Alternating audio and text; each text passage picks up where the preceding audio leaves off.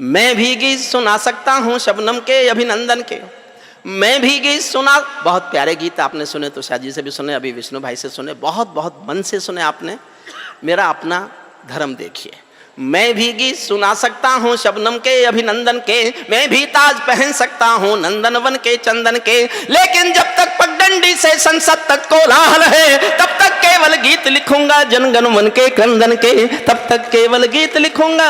और उठाएं आकाश भर में आपके सामने, आपके दिलों तक पहुंचना चाहता हूं। तब तक केवल गीत लिखूंगा जनगण मन के क्रंदन के, जब पंछी के पंखों पर हो पहरे बम के गोली के, जब पिंजरे में कैद पड़े हो सुर कोयल की बोली के, जब धरती के दामन पर हो दाग लहू की होली के, कोई कैसे गीत सुना दे बिंदिया कुमकुम रोली के, कोई कैसे गीत सुना दे बिंदिया कुमकुम रोली के। मैं झोपड़ियों का चारण हूं, मैं एक किसान का बेटा हूं। किसान किसान के आंसू, आंसू की झोपड़ी, झोपड़ी की विसंगति, विसंगति की प्यास, विसंगति की टूटन, गाया मैंने जीवन भर और कुछ किया ही नहीं। और मैं एक किसान का बेटा हूं। जिस भी दिन कविता पढ़ता हूं सूर्यपाल जी, मैं ये बता देता हूं कि मैं किसान का बेटा हूं। और इसलिए बता देता हूं, एक बार मैं लाल किले में कविताएं सुना रहा था, चौधरी देवीलाल हरियाणा के मुख्यमंत्री थे, जिंदा थे, मेरी कविताएं सुनकर मंच पर आए, माइक लेके बोले अगला प्रधानमंत्री किसान का बेटा होना चाहिए। मैं उसी दिन से देश को बताता घूम रहा हूं कि मैं किसान का बेटा हूं। तब तक मुझे पता नहीं था कि चाय भी बेचनी चाहिए थी। सर्वेश, मुझे हास्य भी आता है, तेरे साथ बैठने का ये नुकसान है कि मैं हास्य भी सीख गया। ये बेटे जो दुकान चला रहे हैं थोड़ी देर मेरी चलने दीजिए, बैठ जाएं बेटा, बैठ जाइए। छोटा बच्चा अगर रात के 1 बजे अपनी रोजी रोटी कमा रहा है तो इससे देश के बारे में खुश होने की आवश्यकता नहीं है। मैं झोपड़ियों का चारण हूँ, आंसू गाने आया हूँ, घायल भारत माता की तस्वीर दिखाने, एक एक चित्र देखना, घायल भारत माता की तस्वीर दिखाने लाया हूँ। कहाँ बनेंगे मंदिर मस्जिद, कहाँ बनेगी राजधानी, मंडल और कमंडल पी गए सबकी आंखों का पानी। प्यार सिखाने वाले बस्ते मजहब के स्कूल गए, इस दुर्घटना में हम अपना देश बनाना भूल गए। कहीं बमों की गर्म हवा है और कहीं त्रिशूल जले, सोन चिड़ैया सोली टंग गई, पंछी गाना भूल चले, आँख खुली तो पूरा भारत नाखूनों से त्रस्त मिला। जिसको जिम्मेदारी दी वो घर भरने में व्यस्त मिला, जिसको जिम्मेदारी दी वो। सल्यूट करता हूं आपको। मैं सोचता था कि आप थक गए होंगे, मुझे कई बार खत्म हुआ कब सम्मेलन दोबारा शुरू करना पड़ता है। जिनको जिम्मेदारी दी वो घर भरने में व्यस्त मिले, क्या ये ही सपना देखा था भगत सिंह की फांसी ने, जागो राजघाट के गांधी तुम्हें जगाने आया हूँ, घायल भारत माता की तस्वीर दिखाने लाया हूँ, घायल भारत माता की। 6 पंक्ति पढ़ता हूँ, चुप सुनना, और छठी पंक्ति आपके दिल में तीर की तरह जाके चुभ जाए तो उठाना आकाश भर तालियां। मैं भी देखना चाहता हूँ तालियों का कितना बड़ा उत्सव आप मना सकते हैं। दिल में चुभे आपके बात मेरी जाके तो। अंधकार में, हुजूर बैठ जाओ बेटा, किनकी तलाश में हो, वो नहीं आई आज।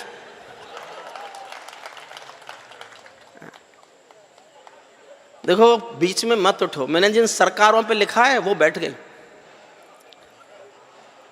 समझ लीजिए आप। अंधकारों में समा गए जो तूफानों के बीच जले, छठी पंक्ति आपके दिल तक पहुंच जाए तो तालियां आकाश तक पहुंच जाए। अंधकारों में समा गए जो तूफानों के बीच जले, मंजिल उनको मिली कभी जो 4 कदम भी नहीं चले। क्रांति कथानक दौड़ पड़े हैं गुमनामी की बाहों में, गुंडे तस्कर तने खड़े हैं राजमहल की राहों में। यहाँ शहीदों की पावन गाथाओं को अपमान मिला, डाकू ने खादी पहनी तो संसद में सम्मान मिला, डाकू ने खादी पहनी तो, डाकू ने खादी पहनी तो संसद में सम्मान मिला। राजनीति में लौह पुरुष जैसा सरदार नहीं मिलता, लाल बहादुर जी जैसा कोई किरदार नहीं मिलता।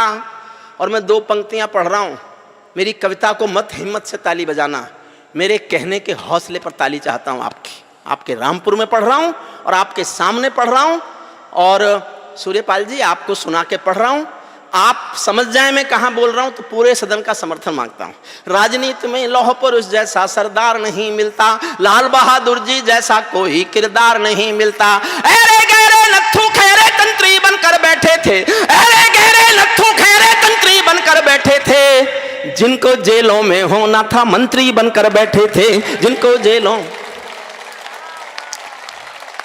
जिनको जेलों में होना है मंत्री बनकर बैठे थे, मैंने देशद्रोहियों का अभिनंदन होते देखा है। भगत सिंह का रंग बसंती चोला रोते देखा है। लोकतंत्र का मंदिर भी लाचार बनाकर डाल दिया, कोई मछली बिकने का बाजार बनाकर डाल दिया। अब जनता को संसद भी प्रपंच दिखाई देती है, नौटंकी करने वालों का मंच दिखाई देती है, नौटंकी करने वालों का मंच दिखाई देती है।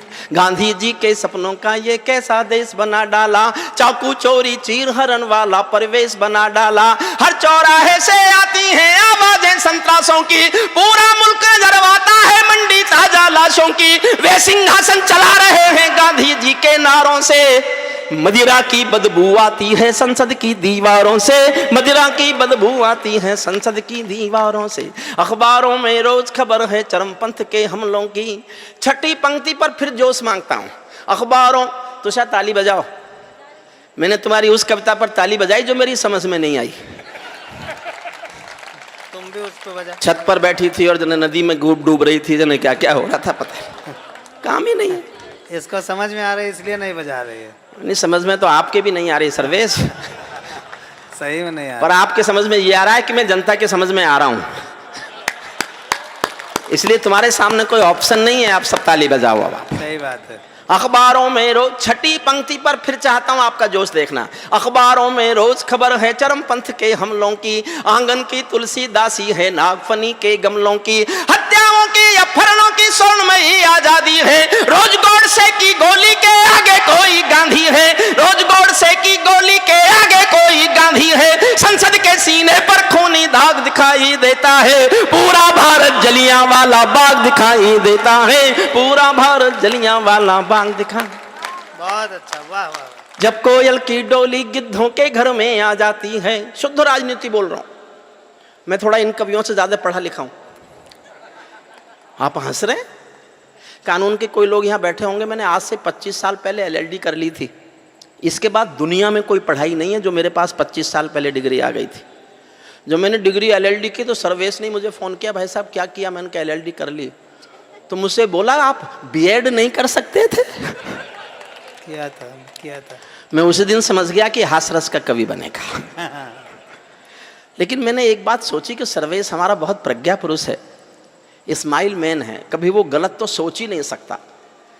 मैंने उसकी बात को गंभीरता से लिया, तो मैंने सोचा जब मुझे पढ़ाना ही था तो B.Ed करके प्राइमरी में पढ़ाता या LLD करके यूनिवर्सिटी पढ़ाया। पढ़ाना तो पढ़ाना, मास्टर जी तो मास्टर जी है। तो मुझे लगा कि सर्वेश हास रस का कवि भी बनेगा और अच्छा कवि बनेगा। अब बना के नहीं मुझे नहीं पता, लेकिन मैंने सोचा कि बनेगा।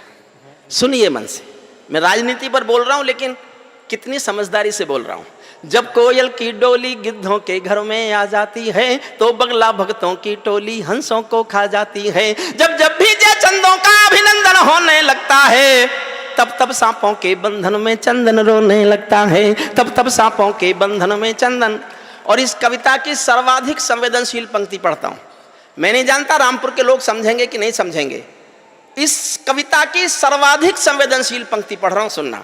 जब जब भी जय चंदों का अभिनंदन होने लगता है, तब तब सांपों के बंधन में चंदन रोने लगता है। जब फूलों को तितली भी हत्यारी लगने लगती है, तो माँ की अर्थी बेटों को भारी लगने लगती है, तो माँ की अर्थी बेटों को, तो माँ की अर्थी बेटों को भारी लगने लगती है। जब जुगनू के घर सूरज के घोड़े सोने लगते हैं, तो केवल चुल्लू भर पानी सागर होने लगते हैं। सिंहों को म्याऊं कह दे क्या ये ताकत बिल्ली में है, बिल्ली में क्या ताकत होती कायरता दिल्ली में है, बिल्ली में क्या ताकत होती कायरता दिल्ली में है। कहते हैं कि सच बोलो तो प्राण गंवाने पड़ते हैं, मैं भी सच्चा ही गा गा कर शीश कटाने आया हूँ। घायल भारत माता की तस्वीर दिखाने लाया हूँ, घायल अंतिम छंद सुनना इस कविता का। एक महाभारत में कथा आपने सुनी है। एक राजा होता था शिशुपाल, वो भगवान कृष्ण को गाली देता रहता था। जब देखो भगवान कृष्ण को गाली, जब देखो भगवान कृष्ण को गाली। लोग कृष्ण जी से पूछते थे आप इससे डरते हो क्या? ये तुम्हें गाली दिया बना बोलता नहीं है और तुम गाली सुन के चुप रह जाते हो। तो कृष्ण जवाब देते हैं कि ये मेरी बुआ जी का बेटा है, रिश्ते मेरा भाई लगता है। और एक दिन मेरी बुआ जी ने मुझे खाना खिलाते खिलाते मुझसे वचन ले लिया कि मेरे इस बदतमीज बेटे की 99 गालियां कृष्ण माफ कर देना। तो मैं वचनबद्ध हूं बुआ से, इसकी 99 गालियां माफ करूंगा, लेकिन जिस दिन 100वीं गाली देगा इसको सजा दूंगा। और आप जानते हो महाभारत में लिखा, जिस दिन शिशुपाल ने 100वीं गाली दी, भरे दरबार में सुदर्शन चक्र से उसकी गर्दन काट दी गई। मैं एक महत्वपूर्ण वाक्य बोल रहा हूं, मैं नहीं जानता आप समझोगे कि नहीं समझोगे। मैं भी हिंदुस्तान की राजनीति के अपराध गिन रहा हूं, अपराध गिन रहा हूं राजनीति के। अंतिम छंद पढ़ता हूं, अंतिम में एक पंक्ति लिखने के लिए मैंने कविता लिखी, और ये मैंने इसलिए सुनाई, मेरी सबसे आसान कविता थी, आप तक पहुंच जाए। आप चाहेंगे तो मैं इसके बाद एक कविता सुनाऊंगा, फिर 2-3 और सुनाऊंगा, फिर 4-5 और सुनाऊंगा। मतलब मैं झूठ भी बोलता हूं कभी कभी।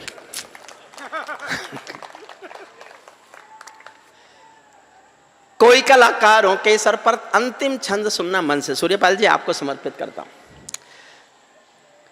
कोई कलाकारों के सर पर तलवारें लटकाता है, कोई कलाकारों के सर पर तलवारें लटकाता है, कोई वंदे मातरम के गाने पर नाक चढ़ाता है, कोई हिमालय ताजमहल का सौदा करने लगता है, कोई गंगा यमुना अपने घर में भरने लगता है, कोई तिरंगे झंडे को फाड़े फूंके आजादी है, कोई गांधी को भी गाली देने का अपराधी है, कोई चाकू घोंप रहा है संविधान के सीने में, कोई चुगली भेज रहा है मक्का और मदीने में, कोई ढांचे का गिरना यूएनओ में ले जाता है, कोई भारत मां को डायन की गाली दे जाता है, लेकिन 100 गाली होते ही शिशुपाल कट जाते हैं। तुम भी गाली गिनते रहना, जोड़ सिखाने आया हूं, घायल भारत माता की तस्वीर दिखाने लाया हूं, घायल भारत माता। बहुत अच्छा, वाह। आप सुनाऊं साहब कविता? सुनाऊं ना? देखिए ये तो मैंने अभी कविता सुने, अभी तो मैंने आपको कविता सुनने के लिए तैयार किया है। मैं एक कविता सुनाता हूं, अपनी सबसे नई कविता। 2 लाइन तय करेंगे कि इस कविता को आप सुनना चाहते हैं, इस तेवर को सुनना चाहते हैं, या मैं और कोई कविता सुना दूं। मेरे पास ऐसी बहुत कविताएं जिनमें बहुत ताली बजा सकते हैं, लेकिन मैं अपने सबसे गुस्से वाली कविता जो मैंने इन दिनों लिखी है वो पढ़ना चाहता हूं, जो कश्मीर में रोज होता है। हमारे सैनिकों पर हमारे शंभू ने भी चर्चा की, आतंकवादियों की या जिहादियों की इतनी हिम्मत कि हमारे सैनिक पर कोई लात उठा ले, हमारे सैनिक पर कोई हाथ उठा दे।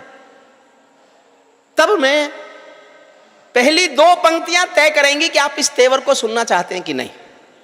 अगर आधी भी सदन की तालियां बजी तो मैं आधी कविता ही सुनाऊंगा। एक एक व्यक्ति का स्वर उठेगा ताली का, तो मैं पूरी कविता पढ़ूंगा। 2 लाइन तय करेंगे। स्वागत। मैंने गुस्से में इसलिए लिखी कि साहब क्या नहीं बुक करें, आप कब तक सुने, कब तक देखें, कब तक पढ़ें। अखबार की सबसे पहली खबर, इतने मरे, इतने बेटे तिरंगे में लिपट के आए, आज इतने बेटे आए, आज वहां मुठभेड़, आज यहाँ मुठभेड़, आज यहाँ सेना पर हमला। तब मेरी कविता सुनिए।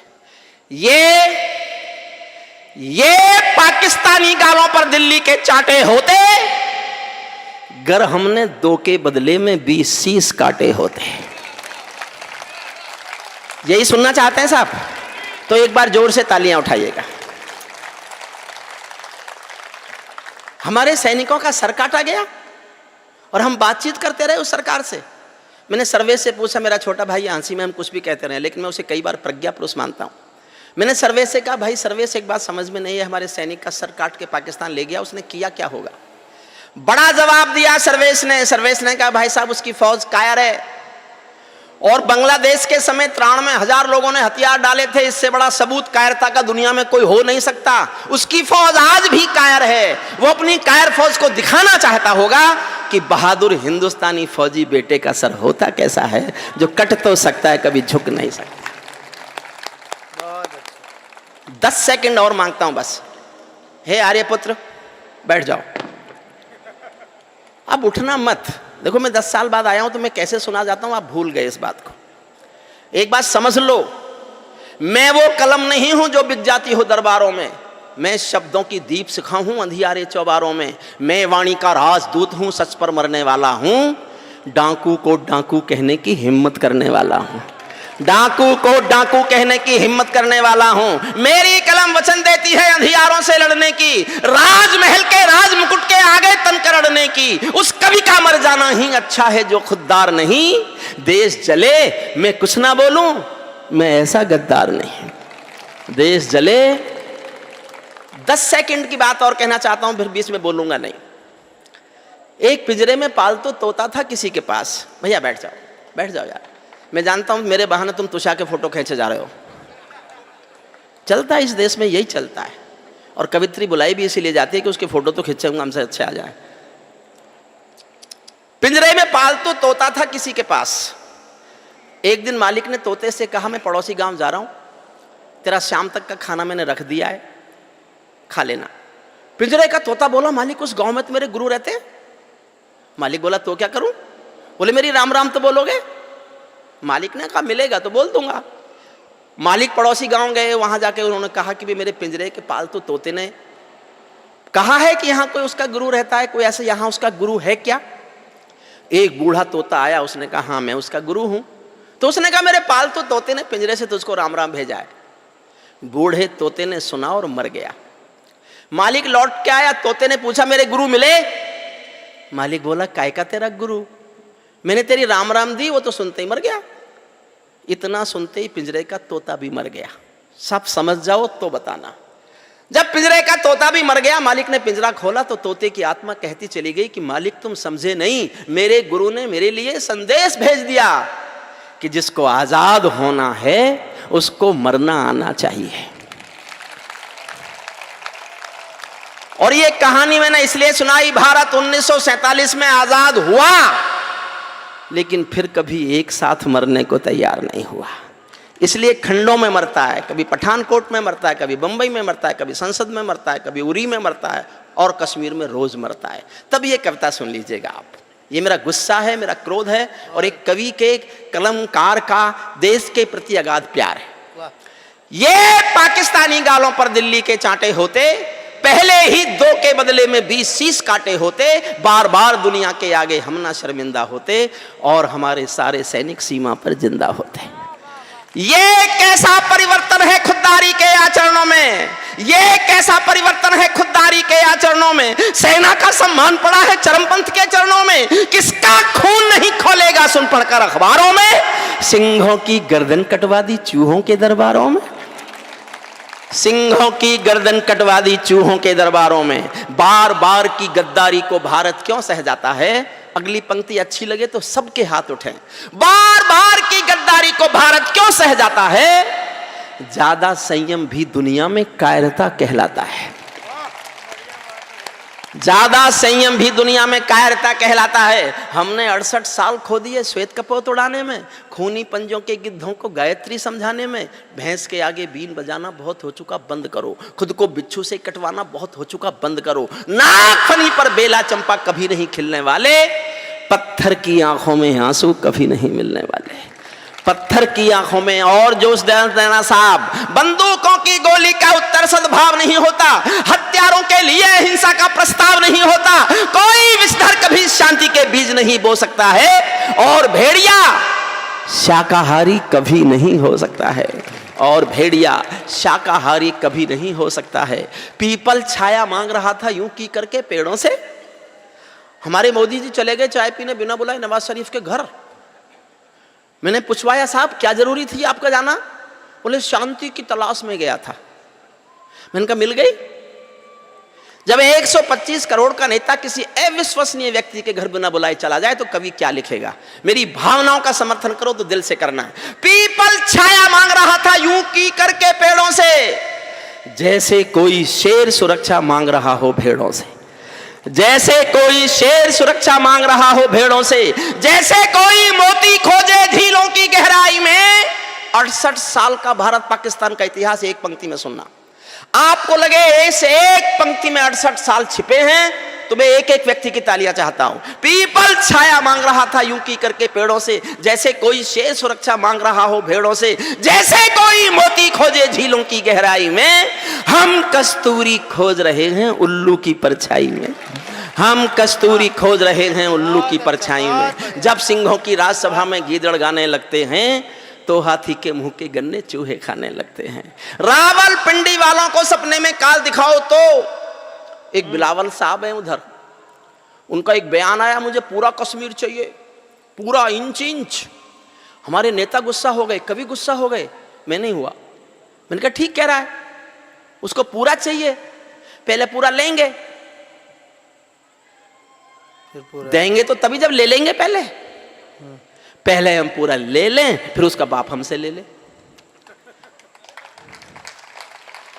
लेकिन मैंने खबर भेजी रामपुर वालों आपकी तरफ से, आपका स्वाभिमान बोलता हो तो समर्थन करना। मैंने खबर भेजी बिलावल तुझे पूरा कश्मीर चाहिए, पूरा कश्मीर। ये हिंदुस्तान है, हिंदुस्तान में उत्तर प्रदेश भी है, उत्तर प्रदेश में रामपुर भी है। यहां के लोग रेल में खिड़की के पास वाली अपनी सीट भी किसी को नहीं देते, कश्मीर दे देंगे। रावलपिंडी वालों को सपने में काल दिखाओ तो, भारत माता की आंखों के डोरे लाल दिखाओ तो, दिल्ली वालों ठोकर मारो दुनिया के हथकंडों पर। इजराइल से जीना सीखो अपने ही भुजदंडों पर, इजराइल से जीना सीखो अपने ही भुजदंडों पर। भारत माता का बंटवारा है जिनकी अभिलाषा में, वे समझेंगे अर्जुन के गांडीव धर्म की भाषा में। 4 पंक्ति पढ़ता हूं मैं। 39 साल एक यूनिवर्सिटी में कानून का प्रोफेसर रहा हूं। 39 साल मैंने ये भाषा कभी नहीं बोली जो मैं आज बोल रहा हूं। रामपुर वासियों में आपके आगे बोलने की हिम्मत कर रहा हूं। आपने समर्थन किया तो मैं देश के प्रधानमंत्री के सामने ये भाषा बोलने की हिम्मत करना चाहता हूं, और आपका समर्थन मिलेगा तो मैं करूंगा, क्योंकि मैं बहुत जब मुझे जो कहना होता है मैं दुनिया में किसी से नहीं डरता। मैंने बहुत दुखी होकर 4 लाइन लिखी है। कब तक तिरंगे में लिपटी लाशें देखें, कब तक रोएं, तब आपको लगे 4 पंक्ति मैंने ठीक लिखी है और मुझे हिंदुस्तान के प्रधान के सामने गाना चाहिए, तो मैं सदन का इतना जोर का समर्थन चाहता हूं ताकि मेरी हिम्मत बढ़ जाए कि मुझे आगे बोलना चाहिए। भारत माता का बंटवारा है जिनकी अभिलाषा में, वे समझेंगे अर्जुन के गांडीव धर्म की भाषा में। फूल मन के कभी नहीं खिलते कायर पर पार्टी में, नेहरू जी के श्वेत कबूतर मरे पड़े हैं घाटी में। दिल्ली वालों अपने मन को बुद्ध करो या क्रुद्ध करो, कश्मीर को दान करो या गद्दारों से युद्ध करो, कश्मीर को दान करो, कश्मीर को दान करो या गद्दारों से युद्ध करो। जेल भरे क्यों बैठे हैं हम आदमखोर दरिंदों से, आजादी का दिल घायल है जिनके गोरख धंधों से। घाटी में आतंकवाद के कारक बने हुए हैं जो, बच्चों की मुस्कानों के संहारक बने हुए हैं जो, उन जहरीले नागों को भी दूध पिलाती है दिल्ली, मेहमानों जैसी बिरयानी चिकन खिलाती है दिल्ली, मेहमानों जैसी बिरयानी चिकन खिलाती है दिल्ली। जिनके कारण पूरी घाटी जली दुल्हन सी लगती है, जिनके कारण पूरी घाटी जली दुल्हन सी लगती है, पूनम वाली रात चांदनी चंद्रग्रहण सी लगती है, जिनके कारण मां की बिंदी दाग दिखाई देती है, वैष्णो देवी मां के घर में आग दिखाई देती है। उनके पैरों बेड़ी जकड़े जाने में देरी क्यों है, उनके फन पर एड़ी रगड़े जाने में देरी क्यों है, उनके फन पर एड़ी रगड़े जाने में देरी क्यों है। कश्मीर में एक विदेशी देश दिखाई देता है। जब मैंने ये लाइनें लिखी मैं खुद रोया। मुझे नहीं पता आप कैसे सुनेंगे। मंच बहुत मौन हो गया, अरे डूबा बता, ऐसे मौन हो गए भाई, इतने मौन भी मत हो। नहीं, हम लोग बाकायदे चित्रलिखित से आपकी कविता में डूब गए। एक बार ताली बजा करके हम। नहीं, ताली आप मत बजवाओ तो मैं बजवा लूंगा, आप तो सिर्फ ताली बजाओ, चलिए आप उनसे मत बजवाओ। ठीक, वो समझते हैं आपके कहने में चलेंगे, आप ही बजवा लो। तो मैं बजवा लूंगा, आप चिंता मत करो, आप बजाओ बस, क्योंकि आपके लिए मैंने बजाई। हमारे यहाँ अदला बदला होता है बस, और कुछ नहीं है। अदला बदला होता है। स्वागत। कश्मीर में एक विदेशी देश दिखाई देता है। साहब मैं सच बोल रहा हूं, मैं जब मैंने ये लाइनें लिखी थी मैं रोया था।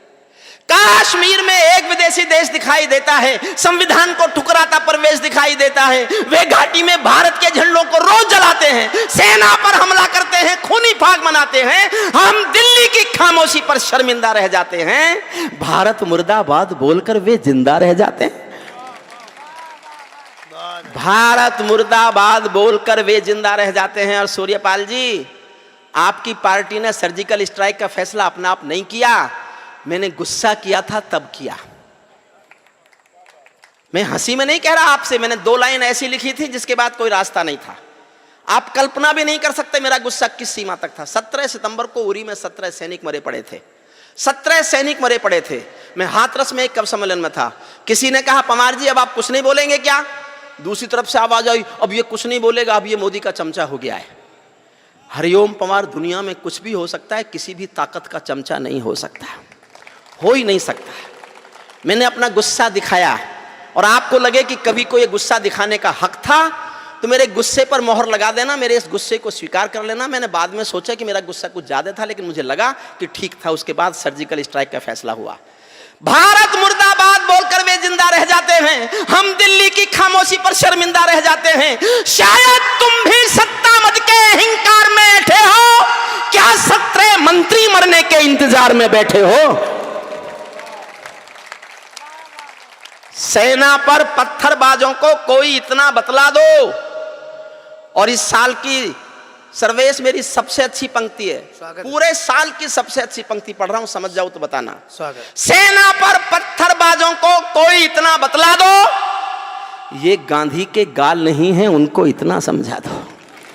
ये गांधी के गाल नहीं है, उनको इतना समझा दो। दिल्ली वालों, सेना को भी कुछ निर्णय ले लेने दो। एक बार पत्थर का उत्तर गोली से दे लेने दो। एक बार पत्थर का उत्तर। जब चौराहों पर हत्यारे महिमा मंडित होते हों, एक छंद पढ़ता हूं और देखना चाहता हूं मेरे पढ़ने में जोश ज्यादा है कि आपके सुनने में जोश ज्यादा है। आपका जोश ज्यादा मुझे दिखा तो मैं आपको सैल्यूट करूंगा, अपनी हार मान लूंगा, आपको जीता घोषित करूंगा और मैं चाहूंगा कि आप जीतें। एक छंद सुनिए, मैं चाहता हूं मुझसे पढ़ने से ज्यादा जोश आपके सुनने में दिखाई दे।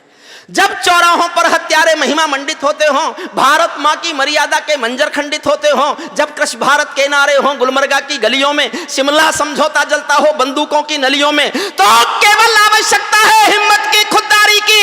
दिल्ली केवल 2 दिन की मोहलत दे दे तैयारी की। सेना को आदेश थमा दो, घाटी गैर नहीं होगी। जहां तिरंगा नहीं मिलेगा उनकी खैर नहीं होगी। जहां तिरंगा नहीं मिलेगा, जहां तिरंगा नहीं मिलेगा उनकी खैर नहीं होगी। बर्मा बांग्लादेश तलक सीमा पर ऐंठे रहते थे और हमारे नेता चूड़ी पहने बैठे रहते थे। दिल्ली डरी डरी रहती थी पाक चीन की बॉर्डर पर, सेना बांधे हाथ खड़ी रहती थी किसके ऑर्डर पर? दुनिया को एहसास कराओ हम निर्णय ले सकते हैं, हम भी ईंटों का उत्तर अब पत्थर से दे सकते हैं। अब तो वक्त बदलना सीखो डरते डरते जीने का। दुनिया को एहसास कराओ 56 इंची सीने का। दुनिया को एहसास कराओ, दुनिया को एहसास कराओ 56 इंची सीने का। सैनिक अपने प्राण गंवाकर देश बड़ा कर जाता है। सैनिक अपने प्राण गंवाकर देश बड़ा कर जाता है। बलिदानों की बुनियादों पर राष्ट्र खड़ा कर जाता है। जिनको मां के बलिदानी बेटों से प्यार नहीं होगा, उन्हें तिरंगे को लहराने का अधिकार नहीं होगा। उन्हें तिरंगे को लहराने का अधिकार नहीं होगा। सिंहासन के माने होते हैं सिंहों का आसन हो, कायरता से दूर अटल संकल्पों का अनुशासन हो। राजमहल के आचरणों की गंध हवा में जाती है, राजा कायर हो तो बिल्ली सिंहों को धमकाती है। अंतिम पंक्ति पढ़ता हूं इस कविता की। राजमहल के आचरणों की गंध हवा में जाती है, राजा कायर हो तो बिल्ली सिंहों को धमकाती है। भारत एक अखंड राष्ट्र है, सवा अरब की ताकत है। कोई हम पर आंख उठा ले किसकी भला हिमाकत है। धरती अंबर और समंदर को ये भाषा समझा दो, दुनिया के हर पंच सिकंदर को ये भाषा समझा दो। अब खंडित भारत मां की तस्वीर नहीं होने वाली, कश्मीर किसी के अब्बा की जागीर नहीं होने वाली। कश्मीर किसी के क्या करें शुरू और सुनना है, खत्म कर और सुनेंगे? कितने लोग और सुनेंगे? ताली बजा के बताइए। देखिए जी, मेरा तो 4 कविता के बाद गला खुलता है, अभी तो खुला नहीं। पानी दे देगा शंभू। शंभू शंभू ने बस सब कुछ ठीक है, इसका तो नाम ही गलत है। देखिए जाइए नहीं सर सीट बदल रहे। मैं एक मोदी जी पर कविता सुनाऊं। देखिए जैसा हमारे और मित्र भाइयों ने भी कहा, सर्वेश ने भी कहा, तालियां कविता का मापदंड नहीं है। तालियों से कविता कोई बड़ी नहीं होती, लेकिन आप जैसे पढ़े लिखे सुधी लोग हमें रोज नहीं मिलते। हम तो राजस्थान में पशु मेलों में भी जाते हैं। हंसने की बात नहीं है, अजमेर के पास एक जगह पुष्कर जी, वहां तो गधों का लगता है। कई लोग तो मुझे वहीं मिले कवियों में।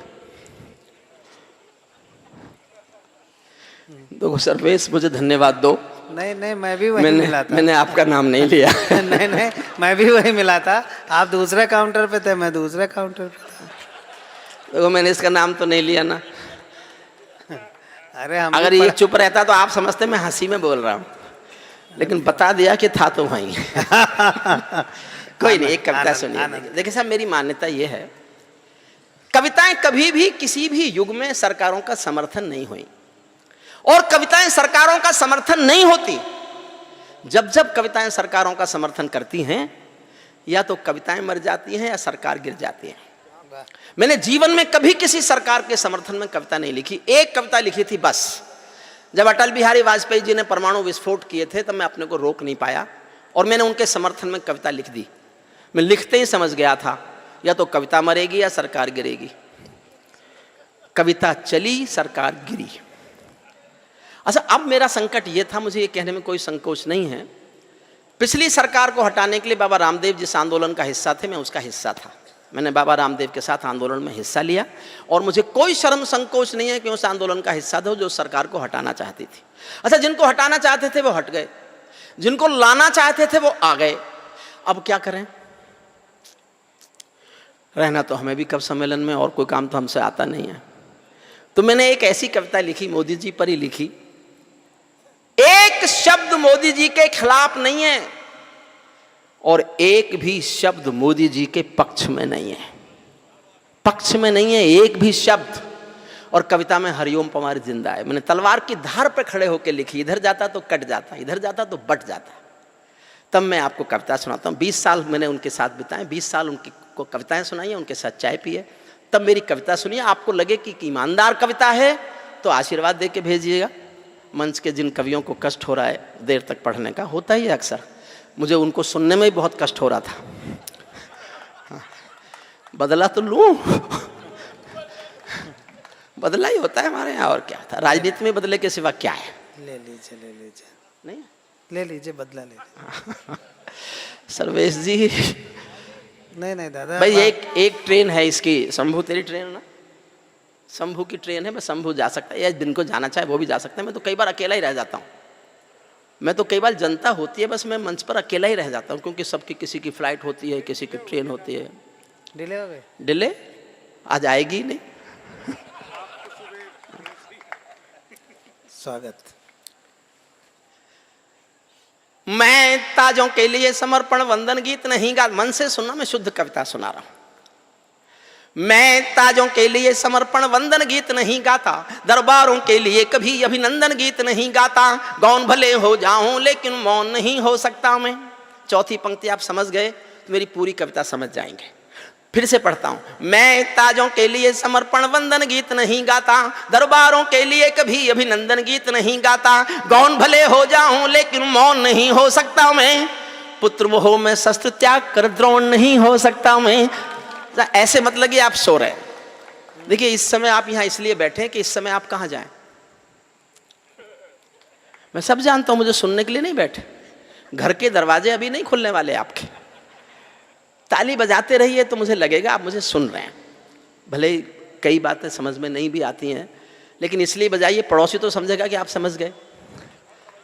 हुजूर आप किसकी तलाश? वही है, मैं बता चुका हूं ना, नहीं आई।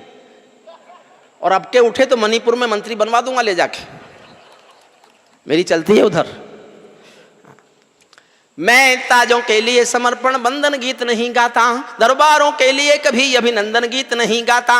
गौन भले हो जाऊं लेकिन मौन नहीं हो सकता मैं। पुत्र मोह में शस्त्र त्याग कर द्रोण नहीं हो सकता मैं गाथा वाचन करता हूं सिंहासन परिवर्तन की। अच्छे दिन आने वाले हैं नारों के आकर्षण की। कभी किसी भी प्रलोभन में मेरी कलम नहीं बिकती, और किसी भी डर के आगे दिन को रात नहीं लिखती। मैं शब्दों की क्रांति ज्वाल हूं, वर्तमान को गाऊंगा। जिस दिन मेरी आग बुझेगी मैं उस दिन मर जाऊंगा। जिस दिन मेरी आग बुझेगी मैं, जिस दिन मेरी आग बुझेगी मैं उस दिन मर जाऊंगा। सत्ता का आकर्षण मेरी भूख नहीं। ये मैं कोई गर्वोक्ति नहीं कर रहा, ये बताना कोई गर्व की बात नहीं है, लेकिन सत्य बता रहा हूं आपको कि जहां सूर्यपाल जी आपकी पार्टी के 282 बैठे हैं, मैं चाहता तो मैं भी वहां बैठ सकता था। टिकट मांगने वाले हजारों थे। यहां के आपके राजनीति के बुजुर्ग लोग जानते होंगे, मांगने वाले हजारों थे, मिले हुए टिकट को लौटाने वाला सिर्फ मैं था हिंदुस्तान में, सिर्फ मैं। और इसलिए था कि मैं जानता हूं, मैं जिस दिन कलम उठाई थी उस दिन तय कर लिया था कि मैं जब तक कवि रहूंगा सत्ता का हिस्सा कभी नहीं बनूंगा। कवि कुछ भी हो सकता है, किसी सत्ता का हिस्सा बनकर ईमानदार नहीं रह सकता, रह ही नहीं सकता। मेरी ईमानदारी की कविता सुनिए, मन से सुनिए। सत्ता, हुजूर दोनों प्लीज बैठिए, हुजूर दोनों से अनुरोध है मेरा, बैठ जाए, दोनों बैठ जाएं। ये कोई पार्लियामेंट नहीं है जिसका मन करेगा उठ के चला जाएगा, ये तो संसद में होता है। जिसका मन करे उठ के चले जाओ, जिसका मन करे बोलने लगो। वहां सब बोलते हैं और कोई भी नहीं सुनता, उसे संसद कहते हैं। ये तो अदब की महफिल है साहब। आपने इतने प्यार से, इतने मन से रात के इस समय तक आप बैठे हैं, अपना समय काला कर रहे हैं, तो कविता के पास कुछ तो होगा। ऐसा नहीं है कविता का संस्कार मर नहीं गया। मीडिया ने बहुत कोशिश की, पता नहीं क्या क्या ले आए, लाफ्टर चैलेंज, कॉमेडी सर्कस, क्या क्या लाए, क्या क्या लाए। मुझसे पूछते लोग, साहब वो क्या है? मैंने कहा वो सब 31 दिसंबर को शराब के नशे में डूबे हुए डिस्को हैं, लेकिन कविता नव संवत्सर की शाश्वत धारा है जो लोगों के दिलों में बसी हुई है, जो कभी खत्म नहीं हो सकती। अगर गीत जिंदा है तो हिंदुस्तान की कविता का कवि सम्मेलन का संस्कार जिंदा है। जिस दिन गीत खत्म होगा उस दिन सब कुछ खत्म होगा। सुनिएगा मन से। सत्ता का आकर्षण मेरी भूख नहीं, शाल दुशाला चंदन मेरी भूख नहीं, सरकारी अभिनंदन नहीं चुने मैंने, राजनीति के बंधन नहीं चुने मैंने, पद्म पुरस्कारों की चाह नहीं करता, दरबारों की मैं परवाह नहीं करता, कलम सिपाही बनकर जिंदा रहता हूँ, भूखे बच्चों से शर्मिंदा रहता हूँ, भूखे बच्चों से शर्मिंदा रहता हूँ, पगडंडी से लाल किले तक जाता हूँ, झुग्गी झोपड़ियों के आंसू गाता हूँ। कविता का शीर्षक अपने छोटे भाई बहनों को सौंपता हूँ। आपको लगे कवि की कविता का शीर्षक उचित है, संचालक महोदय को सौंपता हूँ। वो कविता के पारखी बड़े हैं। सर्वेश जी, मैं अपनी कविता का शीर्षक आपको समर्पित करता हूँ और आपको लगे कि ठीक है तो आपकी ताली चाहता हूँ।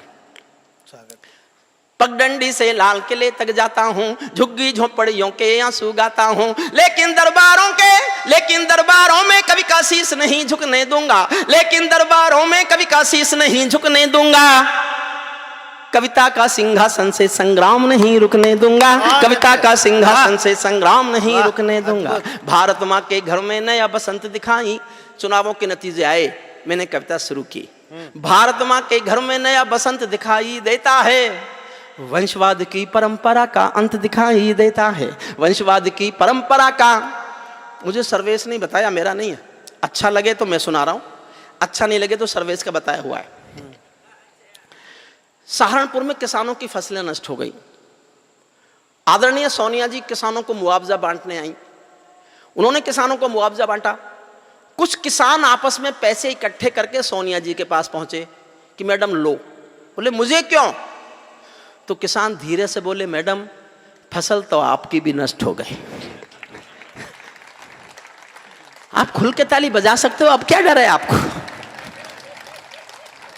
जब मैं आपके साथ हूं फिर क्यों डर रहे हैं आप? भारत मां, देखिए, भारत मां के घर में नया बसंत दिखाई देता है, वंशवाद की परंपरा का अंत दिखाई। प्रशंसा नहीं की एक शब्द में, खिलाफत नहीं की एक शब्द में, लेकिन जो सच है वो लिखा सुनना। भारत माँ के घर में नया बसंत दिखाई देता है, वंशवाद की परंपरा का अंत दिखाई देता है। लेकिन जिस दिन तुमने परंपरा का सूरज एक उगाया था, उस दिन तुमने परंपरा का सूरज एक उगाया था। जिस दिन तुमने संसद की चौखट पर शीश झुकाया था, जिस दिन तुमने संसद की चौखट पर शीश झुकाया था, बहुत बधाई देता हूं मैं परिवर्तन के नायक को। 20 साल कविताएं सुनाई हैं, साथ बैठा हूं, चाय पिए, लेकिन मैं अपना रिश्ता तय करता हूं और इस रिश्ते पर आपकी मोहर चाहता हूं। मेरे कवि होने पर मुझे गर्व है और मैं इससे बड़ा दुनिया का कोई पद नहीं चाहता।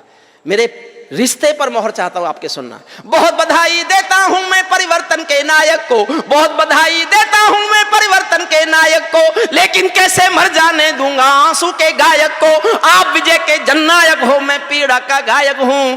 आप राजपथ के नायक हो, मैं जनपथ का नायक हूँ। आप राजपथ के नायक हो, मैं जनपथ का नायक हूँ। निर्वाचन ने सौंपा है सम्मान तुम्हारे हाथों में, निर्वाचन ने सौंपा है सम्मान तुम्हारे हाथों में। लोकतंत्र की मां संसद का मान तुम्हारे हाथों में, संविधान के पालन का अरमान तुम्हारे हाथों में। तिलक गोखले गांधी का वरदान तुम्हारे हाथों में, अमर तिरंगे की सौंपी है शान तुम्हारे हाथों में। सौंप दिया है पूरा हिंदुस्तान तुम्हारे हाथों में, सौंप दिया है पूरा हिंदुस्तान।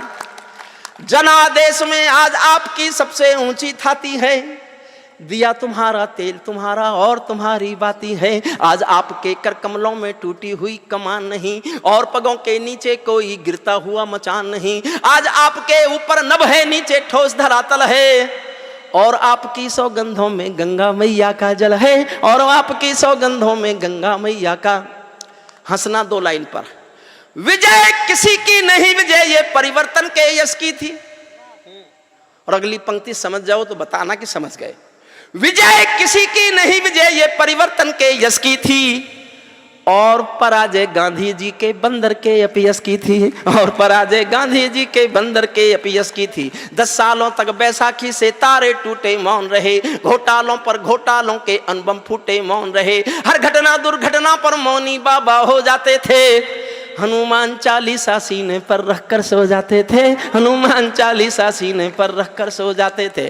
जिस ईमानदार के घर में कौल दलाली पलती हो उस दब्बू ईमानदार के पाप नहीं छिपने दूंगा। कविता का सिंहासन से संग्राम नहीं रुकने दूंगा, कविता का सिंहासन से संग्राम। दूसरा छंद सुनना। आज आपके रथ के सारे घोड़े हिम्मत वाले हैं। कुछ साधु ज्यादा ही हिम्मत वाले हैं, कुछ भी बोल देते।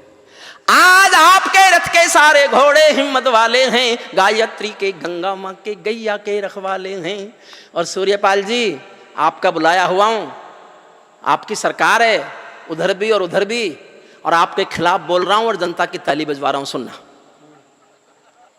और आपको लगे ठीक बोल रहा हूं तो ही ताली बजाना, आपको लगे मेरी बात में दम नहीं है तो मत बजाना ताली। और खिलाफ बोल रहा हूं सुनना। आज आपके रथ के सारे घोड़े हिम्मत वाले हैं, गायत्री के गंगा माँ के गैया के रखवाले हैं। लेकिन ये भड़कीले भाषण जो जहरीले नारे हैं, ये मोदी सिंहासन के हमदर्द नहीं हत्यारे हैं, ये मोदी सिंहासन के हमदर्द नहीं हत्यारे हैं। सिंहासन का हिस्सा बांटो तुम उसको चाहो जिसको। मैंने जीवन में केवल 2 लोगों के साथ काम किया साहब। 1975 में मैंने जयप्रकाश नारायण के आंदोलन में हिस्सा लिया। मैं जेपी के आंदोलन की कोख से पैदा हुआ कवि हूं। मैंने जेपी आंदोलन में मीसा भोगा है। मैंने जीवन में कभी भी राजनीति नहीं की। जयप्रकाश नारायण के आंदोलन की कोख से 2 चीजें पैदा हुई, जनता पार्टी और हरिओम पंवार। जनता पार्टी का मुझे पता नहीं है, हरिओम पंवार रामपुर में कविता पाठ कर रहा है। राजनीति मुझे आती नहीं, मैं राजनीति में गया नहीं। फिर मैंने एक साधु के साथ काम किया। लोग आज उनको गाली भी देते हैं, कहते हैं लाला हो गए, साबुन बेचते हैं। मैं कहना चाहता हूं अगर हिंदुस्तान के व्यापारियों ने अच्छा साबुन बनाया होता तो कोई विदेशी साबुन हिंदुस्तान में बेचने के लिए नहीं लाया होता। स्वदेशी के नारे बहुत लगे। उस आदमी के साथ मैं आज भी काम करता हूं, मैंने काम किया है और मैं उनके पक्ष में बोलता हूं। देखना चाहता हूं कितने लोग मेरा साथ देते हैं। सिंहासन का हिस्सा बांटो तुम उसको चाहो जिसको, भूल न जाना रामदेव के स्वाभिमान की कोशिश को। जिनके अंदर संघर्षों का एक पुरोधा बैठा है, जिसके अंदर युग परिवर्तन का एक योद्धा बैठा है, जिसने काले धन पर घर घर जाकर अलग जगाया था। बाबा ने परिवर्तन का मौसम अनुकूल बनाया था। बाबा ने कथनी करनी का भेद मिटाकर दिखा दिया। वंशवाद को राजमहल से दूर बिठाकर दिखा दिया। वंशवाद को राजमहल से दूर बिठाकर दिखा। और 2 लाइन पढ़ता हूं। मेरे छोटे भाई कहते हैं हिंदुस्तान में कवि सम्मेलनों में तालियों के पहाड़ बनाने की परंपरा जिन कवियों ने शुरू की उनमें एक मैं भी हूं। बूढ़ा मैं अभी भी नहीं हुआ। 2 लाइन पढ़ता हूं। और रामपुर में यह एहसास आज फिर जीना चाहता हूं कि मैं आज भी तालियों का पहाड़ खड़ा कर सकता हूं। अनुरोध है आपसे, आपके दिल में लहर सी उठे कि मुझे आपको एहसास कराना है कि मैं आज भी तालियों का पहाड़ खड़ा कर सकता हूं, तो मेरी 2 पंक्तियों पे खड़ा कर देना। मैं जीवन भर याद रखूंगा। रामपुर का ये प्यार सुनिएगा। बाबा ने कथनी करनी का भेद मिटाकर दिखा दिया। वंशवाद को राजमहल से दूर बिठाकर दिखा दिया। स्वामी जी ने पतंजलि को पुनः जिलाकर दिखा दिया। पेट हिलाने वाले ने सरकार हिलाकर दिखा दिया। पेट हिलाने वाले ने सरकार हिलाकर दिखा दिया। जब जब कोई शहंशाह भी टकरा गया फकीरों से, जब जब कोई शहंशाह भी टकरा गया फकीरों से, शिकवा करता हुआ मिला है अपनी भाग्य लकीरों से। जब चाणक्य शिखा खुलती है नंदवंश कट जाता है। मैं चंद्र बरदाई कुल का धर्म नहीं बिकने दूंगा। कविता का सिंहासन से संग्राम नहीं रुकने दूंगा। कविता का सिंहासन से। मेरा तेवर बोलता है 3रे छंद में, हमने कई व्यथा भोगी हैं जनादेश नाकामी की। मुझ पर कोई फर्क नहीं पड़ता कौन सरकार है, मैं सिर्फ ईमानदारी और कलम की ताकत जीना चाहता हूं। हमने कई व्यथा भोगी हैं जनादेश नाकामी की, ये परिवर्तन चढ़ना जाए भेंट कहीं बदनामी की, जिंदा कौमें कभी झूठ की जय जय। वैसे तो मैं आपको हंसाना चाहूं तो मैं यही कह सकता हूं, दुनिया में आपने हमेशा देखा होगा नोट बांट बांट के वोट, नोट बांट बांट के वोट, लोगों ने बांट बांट के वोट लिए। पहला मर्द आया जिसने नोट छीन छीन के वोट लिए। ऐसे मेरे 25 याद हैं सर्वेश, उनमें 12 तुम्हारे। अब तुमने किसके उठाई ये मुझे पता नहीं। नहीं, मैं उठाता नहीं किसी के, गिराते हो। हमने कई व्यथा भोगी हैं, बस मेरा हौसला बढ़ाए रखिए साहब। आपकी सुस्ती और तालियों में कमी कवि का हौसला तोड़ती है। मैं फिर कहता हूं कि मैं प्रतिक्रिया मुझे मिलती रहेगी तो मैं अपनी बात हिम्मत से कह पाऊंगा। थोड़ी सी कविता और है, 2 छंद और हैं, 2 स्वागत। हमने कई व्यथा भोगी हैं जनादेश नाकामी की, ये परिवर्तन चढ़ना जाए भेंट कहीं बदनामी की, जिंदा कौमें कभी झूठ की जय जयकार नहीं करती, भीगी पल के सिंहासन वालों को प्यार नहीं करती, झोपड़ियों की पीड़ा को जो भी दरबार नहीं सुनता, उसका भाषण लाल किला भी बारंबार नहीं सुनता, उसका भाषण लाल किला भी बारंबार नहीं सुनता। इस सवाल का उत्तर क्या है मैं किसको समझाऊं क्या, मेरी समझ नहीं आया तो जनता को बतलाऊं क्या, सत्ताधीशों के अधरों पर पहरा क्यों हो जाता है, कभी कभी सिंहासन गूंगा बहरा क्यों हो जाता है, कभी कभी आपका हौसला इनवाइट करता हूं, आमंत्रण देता हूं आपके हौसले को सुनना, कभी कभी सिंहासन गूंगा बहरा क्यों हो जाता है, सत्ताधीशों के अधरों पर पहरा क्यों हो जाता है। मैं चारण हूं चौराहों पर आंख लाल कर पूछूंगा, मैं चारण हूं चौराहों पर आंख लाल कर पूछूंगा, सिंहासन के गिरेबान में हाथ डाल कर पूछूंगा, जो भूखों के लिए किए हो काम बता दो मोदी जी, काले धन के गद्दारों के नाम बता दो मोदी जी, काले धन के गद्दारों के नाम बता दो मोदी जी। मेरी चीखें संसद की दीवारों से टकराएंगी, मैं जनता की मांगों की आवाज नहीं घुटने दूंगा, कविता का सिंहासन से संग्राम नहीं रुकने दूंगा। अंतिम छंद सुनना कविता का जिसके लिए मैंने लिखी। क्या बात, बहुत हो गया, अंतिम छंद सुन लीजिए। ये सौगंध, मैं इन दिनों बहुत दवाइयां खाता हूं तो थोड़ी खुश्की है।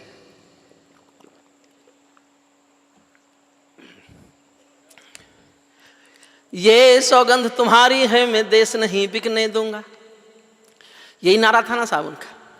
ये सौगंध तुम्हारी है मैं देश नहीं बिकने दूंगा, देश नहीं मिटने दूंगा मैं देश नहीं झुकने दूंगा, है मेरा विश्वास कभी सौगंध नहीं तोड़ोगे तुम, भारत माँ की सेवा का अनुबंध नहीं छोड़ोगे तुम, ऐसा कुछ कर जाओ पूरा देश देखता रह जाए, देश नहीं भूमंडल का परिवेश देखता रह जाए, ऐसा कुछ कर जाओ पूरा देश देखता। क्या कर जाओ साहब, 12 लाइन सुनना। मैंने पक्षपात किया है तो केवल एक आखिरी लाइन में। इस देश में थोड़ा बहुत तो पक्षपात हर कोई कर ही जाता है, किसी से जान पहचान हो तो। मेरा आखिरी एक पंक्ति में पक्षपात है, उसको आपको स्वीकारना ही पड़ेगा। बेटा बैठो बेटा प्लीज, है हुजूर। अरे बैठ जाओ बैठ जाओ। बैठ गया।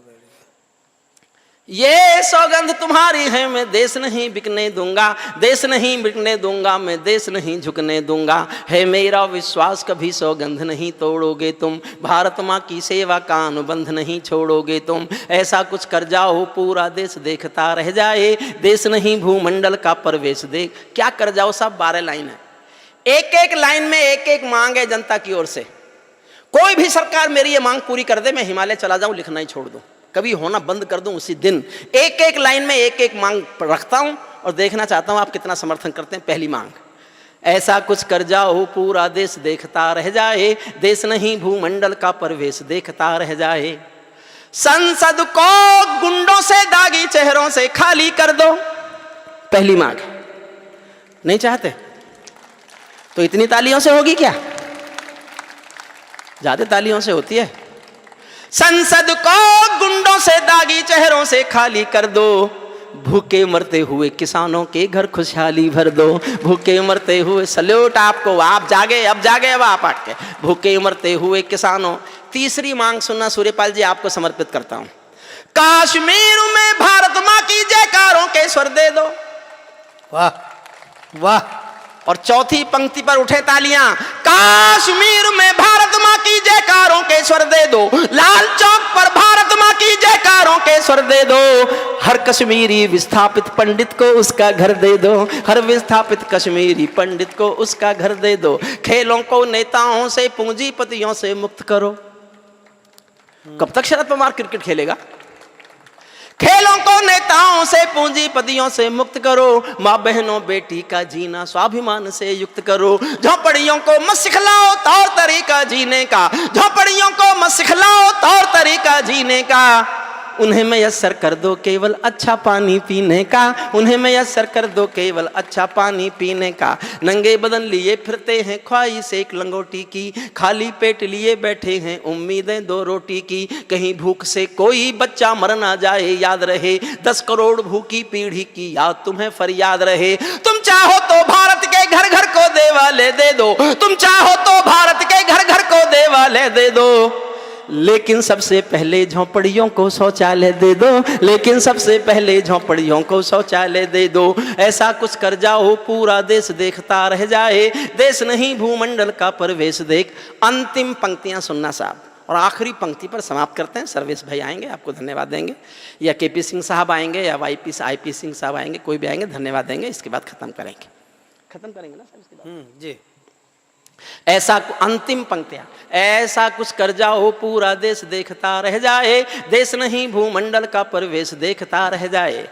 ऐसा लगे कि सबका साथ तुम्हारे दिल की इच्छा है।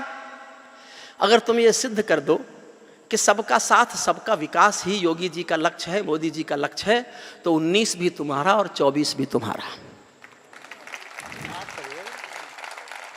ऐसा लगे कि सबका साथ तुम्हारे दिल की इच्छा है, सामाजिक सद्भाव तुम्हारी सबसे बड़ी परीक्षा है, सामाजिक सद्भाव तुम्हारी सबसे बड़ी परीक्षा है। ऐसा लगे कि गुजराती बेटा गांधी का सपना है। अंतिम पंक्तियां बहुत मन से सुनना साहब, ले जाना मेरी भावनाएं ले जाना। ऐसा लगे कि गुजराती बेटा गांधी का सपना है, ऐसा लगे कि भारत का सरपंच हमारा अपना है, ऐसा लगे कि सवा अरब की आबादी का दमखम हो, ऐसा लगे कि भारत की सब तहजीबों का संगम हो, ऐसा लगे कि देशद्रोहियों को तुमने ललकार दिया, ऐसा लगे कि भारत माँ का हर दुश्मन धिक्कार दिया, ऐसा लगे कि काले धन का पूरा खेल हिल गया है, ऐसा लगे कि दिल्ली को सरदार पटेल मिल गया है, ऐसा लगे कि दिल्ली को सरदार पटेल